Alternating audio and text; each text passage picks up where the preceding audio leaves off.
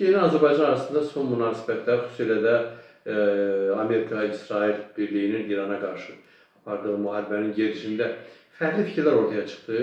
Mən bir şey demək istəyirəm ki, bütün Türk dünyası üçün mənim dediklərim aiddir. Birinci növbədə Azərbaycan və Türkiyə aiddir. Çünki Türk dünyasının mərkəzində Azərbaycan və Türkiyə dayanır.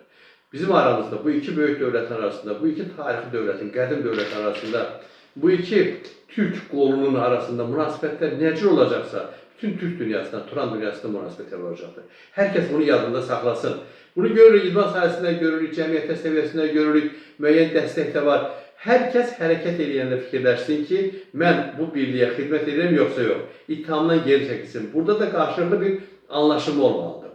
Türkiyə cəmiyyəti, Azərbaycan cəmiyyətinin mövqeyini hətta yanlış da olsa düzgün başa düşməlidir, onun üzərinə getməməlidir. Azərbaycan cəmiyyəti də Türkiyənin mövqeyi hətta yanlış da olsa getməməlidir onun üzərinə. Buna qardaş arasında ixtilafa getməməlidir. Olubdur, gücdən çıxmış o vəziyyətimiz. Vaxt vardı ki, Şah İsmail'lə Sultan Səlim qanlı bıçaqdılar, düşməndirlər bir-birinə.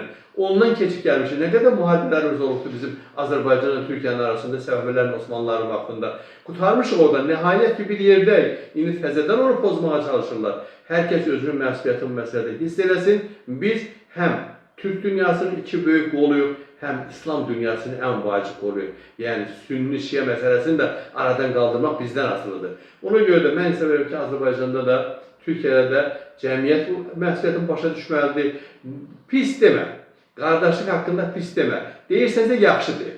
Pis fikirləşsənsə demə onu, dilinə gətirmə. Açıq mən şəkildə deyirəm onu. Bizə də aiddir, Azərbaycan türklərinə, sizə də aiddir. Və dövlət strukturları demək verirəm ki, bu məsələ nizamda saxlamaq üçün özlərinin bütün cəza tədbirləri olsun, bütün məcburi tədbirlər olsun, onların hamısından dövlət strukturları istifadə eləməlidir. Çünki müəyyən yerlərdə məcburiyyət olmasa, insanların könüllü şəkildə öz başına buraxsa, təxribat xarakterli çıxışlar çox olacaqdır. Bizdə də mən bunu görürəm. Türkiyə qarşı İrana görə kimsə hücuma keçir. Və yaxud orada da görürəm kimsə Amerikaya görə, İsrailə görə bizə hücuma keçir. Dayandırın bunları.